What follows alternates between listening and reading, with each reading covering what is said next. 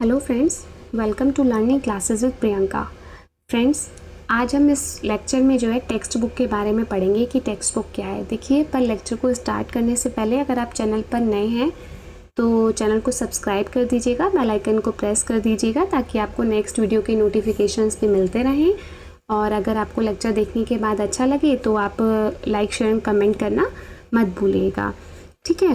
तो और देखिए एक चीज़ और, अगर आप टेक्स्ट बुक की PDF चाहते हैं इस लेक्चर की तो आपको मेरे टेलीग्राम चैनल पर मिल जाएगी। मैं उसका लिंक भी आपके साथ डिस्क्रिप्शन में शेयर कर दूँगी, ठीक है। आप वहाँ डिस्क्रिप्शन बॉक्स में से देख सकते हैं, ठीक है, लिंक शेयर ले सकते हैं।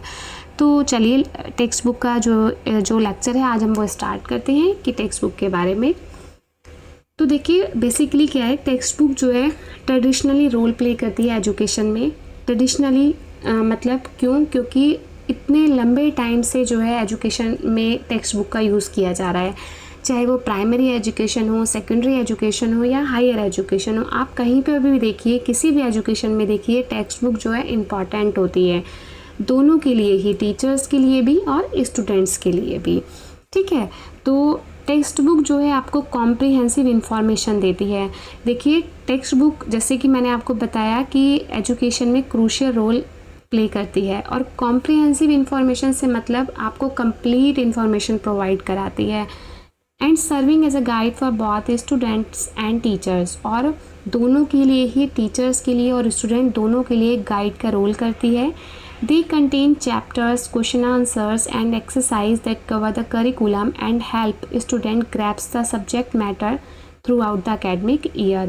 और क्या कंटेन करती है? चैप्टर्स को, जैसे हर सब्जेक्ट्स में, हर क्लासेस में बहुत सारे चैप्टर्स होते हैं। जैसे कहीं पर आप देखोगे 10 चैप्टर है, कोई उसमें 20 चैप्टर हैं, तो चैप्टर्स होते हैं, क्वेश्चन आंसर्स होते हैं, उन चैप्टर्स के एक्सरसाइज होती हैं, जैसे ट्रू फॉल्स हो गए, राइट रॉन्ग हो गए, फिल इन द ब्लैंक्स हो गए, ठीक है। और स्टूडेंट्स के लिए एकेडमिक ईयर में सब्जेक्ट मैटर उनको ग्रैप्स कराती है, उनको हेल्प करती है सब्जेक्ट मैटर के लिए। For teachers, text book act as a resource to plan lesson and ensure they cover the necessary material, ठीक है। कि टेक्स्ट बुक और क्या हेल्प करती है टीचर्स की लेसन प्लान को बनाने में, ठीक है, उनको नेसेसरी मटेरियल प्रोवाइड कराती है।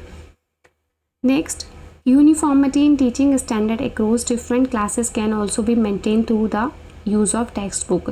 देखिए टेक्स्ट बुक के थ्रू क्या होता है, यूनिफॉर्मिटी मेंटेन होती है। यूनिफॉर्मिटी से मतलब जैसे कि आप सपोज सेकंड क्लास में या फर्स्ट क्लास में हैं तो ABCD 4 सेक्शंस होते हैं, चारों सेक्शंस में अलग अलग टीचर्स होती हैं। ऐसा नहीं है कि वो चारों सेक्शन की टीचर्स जो हैं अलग अलग सिलेबस को फॉलो करेंगी, नहीं। टेक्स्ट बुक के थ्रू इस यूनिफॉर्मिटी को मेंटेन किया जाता है कि जो है हर सेक्शन में, हर उसमें जो है सेम सिलेबस कराया जाए, सेम करिकुलम को फॉलो किया जाए।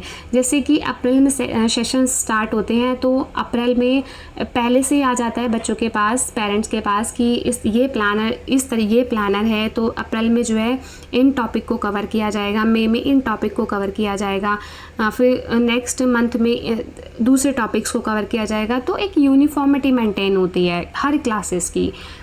They provide a consistent framework for educators to follow, ensuring that students receive a similar level of instruction regardless of their teachers.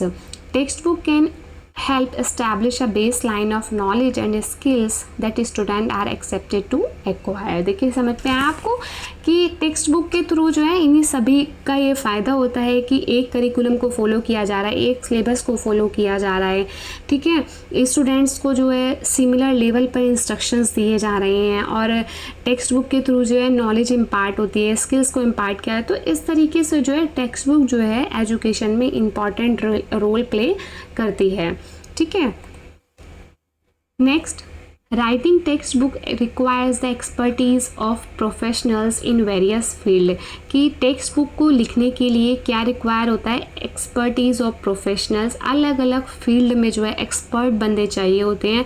जैसे कि आपने अगर PhD की है तो आप PhD के बाद you are able to writing the text book, तो आपको टीचिंग एक्सपीरियंस होना चाहिए, आपके पास वो डिग्री होनी चाहिए, तो आप उसके अकॉर्डिंगली जो है टेक्स्ट बुक को लिख सकते हो।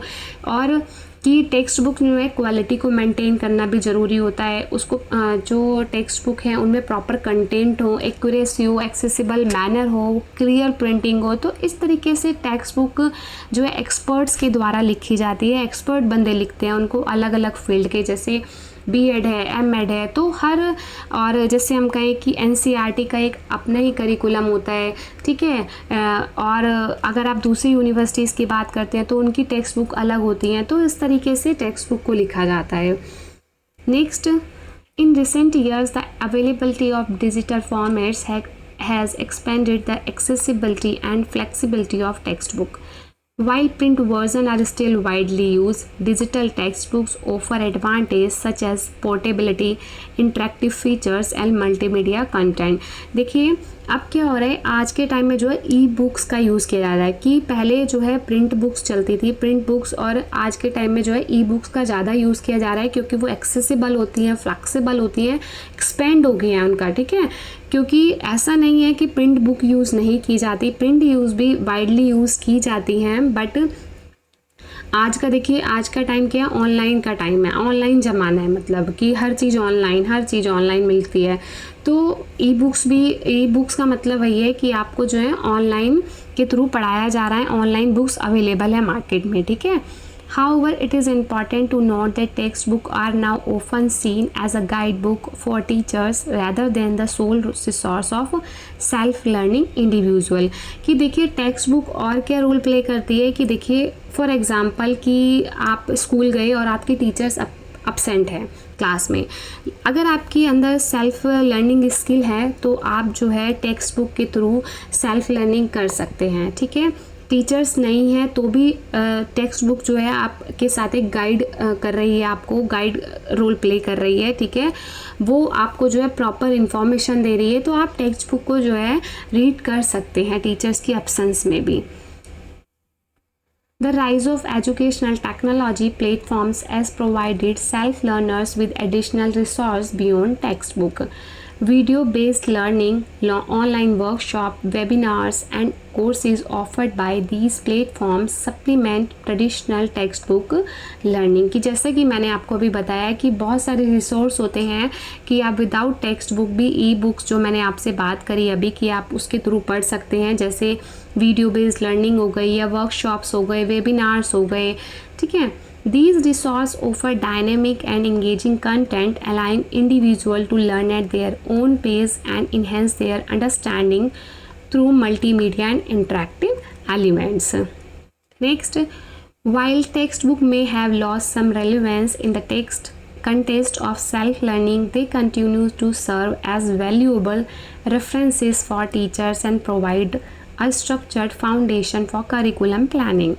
However, it is important for educators to combine textbook knowledge with effective teaching skills to create a meaningful and engaging learning experience for student.